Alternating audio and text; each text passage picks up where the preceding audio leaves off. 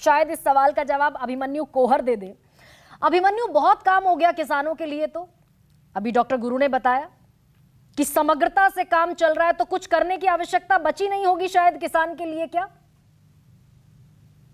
गरिमा जी, सरकारों की नीतियों से परेशान होके कुछ दिन पहले महाराष्ट्र के हिंगोली डिस्ट्रिक्ट के एक किसान ने वहां के मुख्यमंत्री को एक चिट्ठी लिखी, शिंदे साहब को, और उनसे ये निवेदन किया कि हमें खेती में इतना घाटा हो रहा है जिससे हम बैंक का कर्ज नहीं चुका पा रहे और बैंक वाले हमें परेशान कर रहे हैं। इसलिए बैंक का कर्ज चुका पाने के लिए हम अपना लीवर 90,000 रुपए में बेचने को तैयार हैं, अपनी किडनी 75,000 रुपए में बेचने को तैयार हैं और अपनी आंख 25,000 रुपए में बेचने को तैयार हैं।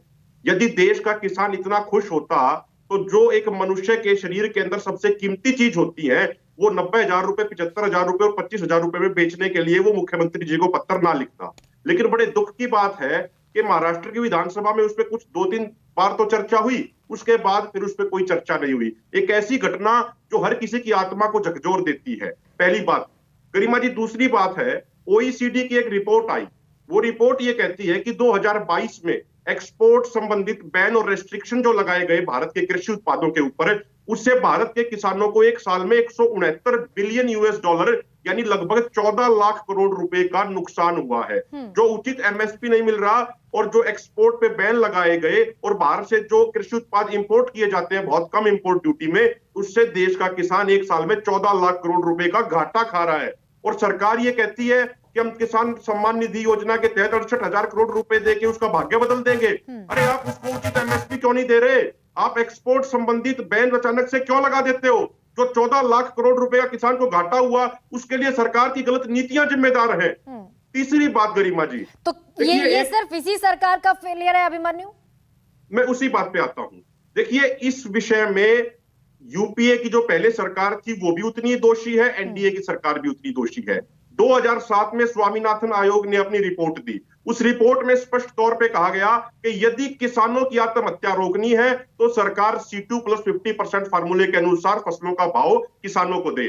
2007 से 2014 तक केंद्र में यूपीए यानी कांग्रेस की सरकार रही, उन्होंने उस रिपोर्ट को लागू नहीं किया। 2014 से पहले माननीय प्रधानमंत्री मोदी जी कहते थे चुनावी सभाओं में कि भाई मुझे मौका दो, एक बार C2+50% के अनुसार दूंगा फसलों का भाव, लेकिन 9 साल हो गए, उन्होंने भी लागू नहीं किया। मैं अंत में छोटे छोटे 2 बातें और कहना चाह रहा हूं गरिमा जी। आप एग्जाम्पल लीजिए गेहूं का।